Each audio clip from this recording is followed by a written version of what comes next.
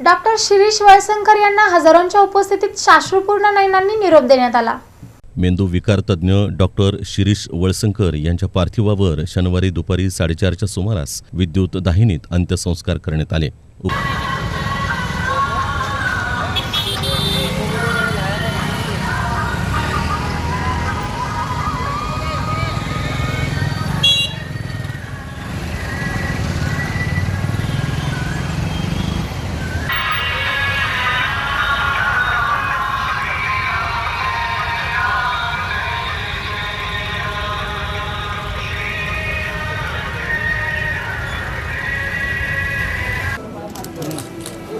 हाथ मध्ये आले मारे